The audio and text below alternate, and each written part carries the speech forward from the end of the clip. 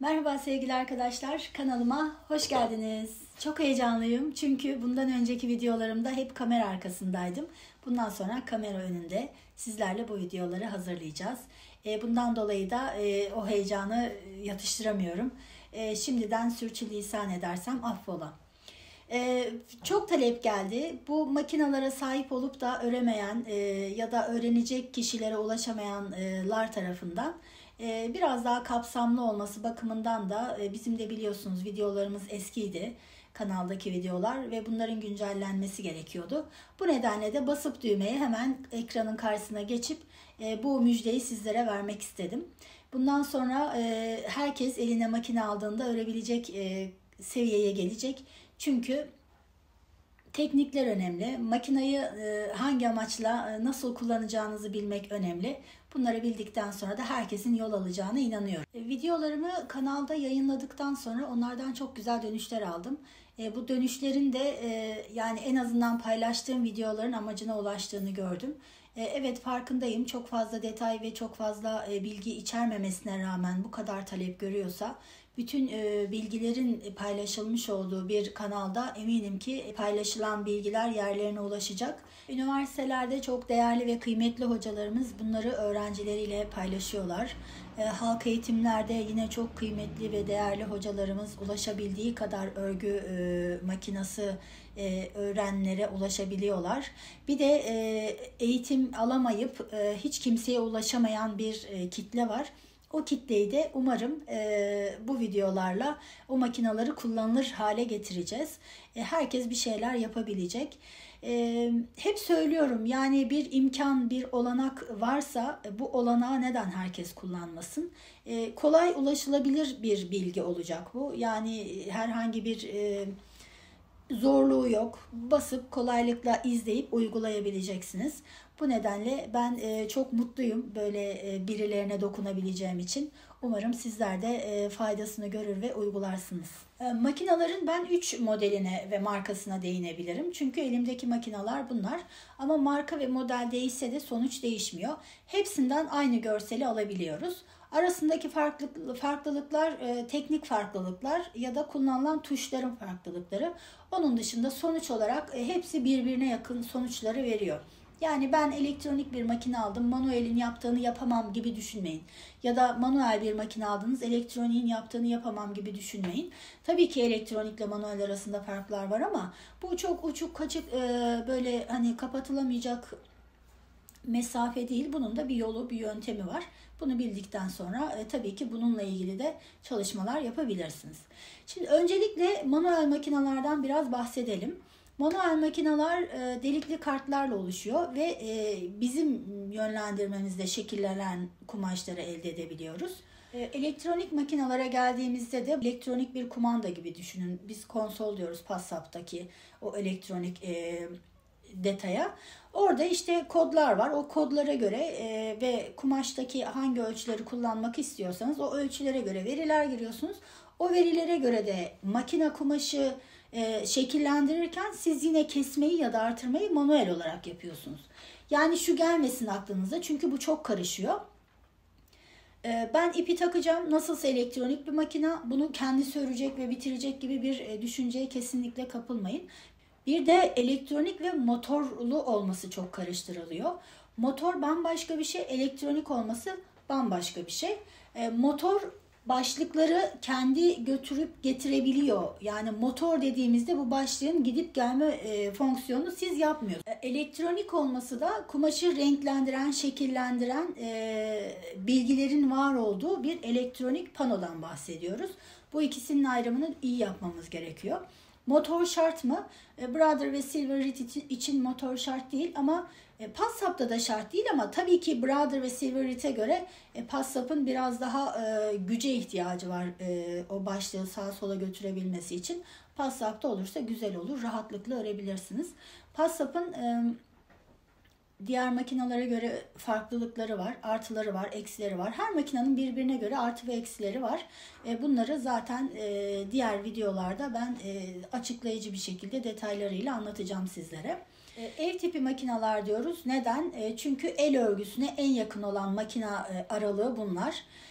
Bizim evlerde kullanmış olduğumuz bu makinaları numara numara birbirinden ayırt edebiliyoruz. 3 numara var, kalın ipleri ören. 5 numara var, el örgüsüne en yakın ve ip skalası biraz daha geniş. Hani 3 numara ile 8 numara arasındaki ipleri kullanabilen ve 8 numara var. Bunun dışındaki varsa da ben görmedim. Görürsem de sizlerle paylaşırım arkadaşlar. Bunun üzerinde bulunan incelikteki makinalar da artık sanayiye giriyor. Biz bu makinaları hem elektrik bakımından hem yer bakımından evlerde barındırmamız mümkün değil. Sanayi makineleri için bambaşka bir tesisat ve bir prosedür var. Onu izlemek gerekiyor. Şöyle söyleyebiliriz. Numaralar küçüldükçe iplerin kalınlığı büyüyor. Numaralar büyüdükçe de iplerin kalınlığı inceliyor. Yani 3 numara çok kalın bir ip örerken 18 numara çok ince bir ipi örebiliyor.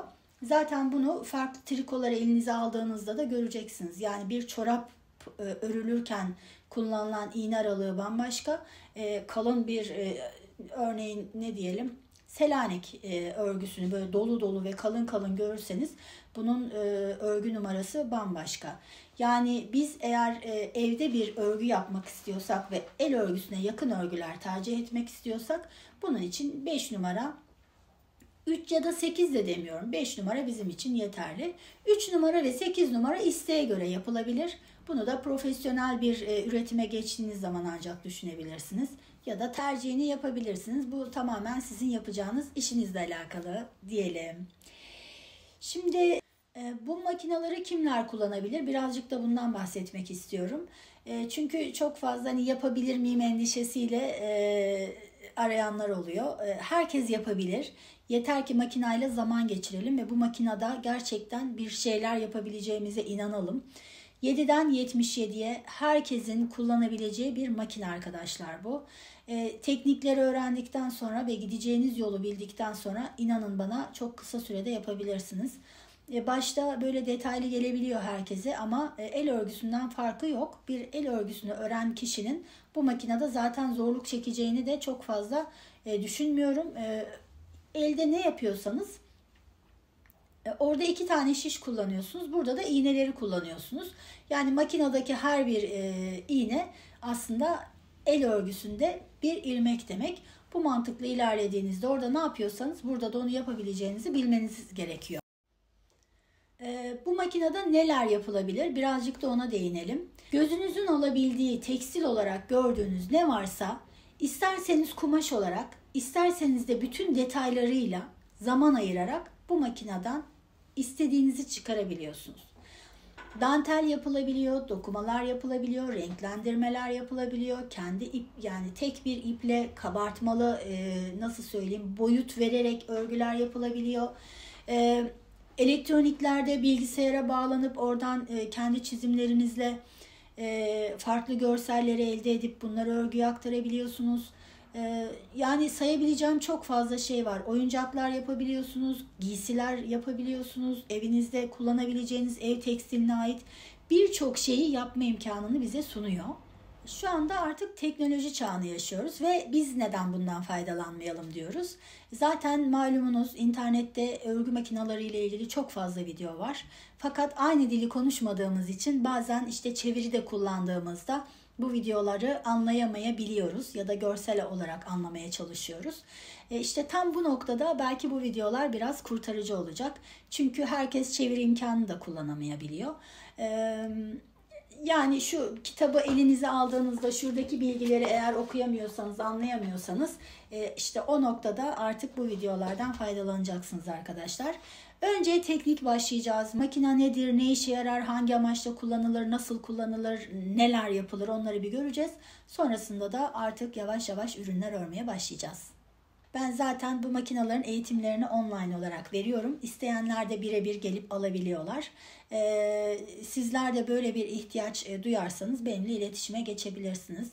Aklınıza takılan ne varsa, videosunu hazırlamamızı istediğiniz ne varsa şimdiye kadar belki vakit bulamadık ama bundan sonra bunlara ciddi bir vakit ayıracağız. İlk defa bu makineyi görmüş olanlar acaba kullanılıyor mu ya da çok eskiden kullanılıyordu hala günümüzde var mı gibi sorularla karşılaşabilirler. ciddi bir makine kullanıcısı var ve bu makineler evlerinin kullanmasa bile bir köşesinde bekliyor. Ya da bunu kullanıp evdeki ihtiyaçlarını karşılayıp çevresindekilere satıp aile bütçesine katkıda bulunanlar da var. Hobi amaçlı kullananlar da var. İşte günümüzde artık bunu ticarette örüp satmak için temin edenler de var.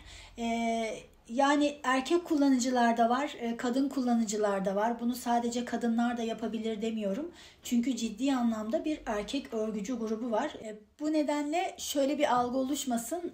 Ev tipi örgü makinelerini sadece bayanlar kullanıyor düşüncesine kapılmayın. Gerçekten çok güzel örgüler yapan ve ev tipi makineleri kullanan erkek meslektaşlarımız da var. Evet, şimdi videomuzun sonuna geldik arkadaşlar. Burada makineler bizleri beklerken, eğitim vereceğim öğrenciler bu videoları beklerken çok daha fazla böyle durmadan bir enerjiyle dolarak yeni videolar için sizlerden müsaade istiyorum. Lütfen videolarımı beğenin, takip edin, çevrenizdekilere iletin. Onlar da bu videolardan faydalanarak detaylara ulaşsınlar ve yapmış oldukları örgüleri çok daha farklı boyutlara taşıyarak kendilerini bir adım öne çıkarsınlar. Örmek çok kolay, bunu her zaman söylüyorum ama teknikler sizi her zaman bir adım öne taşır. Ördüğünüz örgüleri dikişlerle bir öne taşırsınız. Kendinizden kattıklarınızla bir öne taşırsınız. Fark yaratırsanız o farklılığı fark ettirirsiniz. Kendinizi bu anlamda var edebilirsiniz bu yapı içerisinde. Noktayı koymak üzere herkese selamlarımı gönderiyorum. Bildirim butonunuzu da açarsanız videoları ben paylaştıkça size bunun bildirisi gelecektir ve herkesten önce izleme şansınız olacaktır. Hepinize sevgiler, selamlar ve hürmetler göndererek videomu bitiriyorum. Hoşça kalın.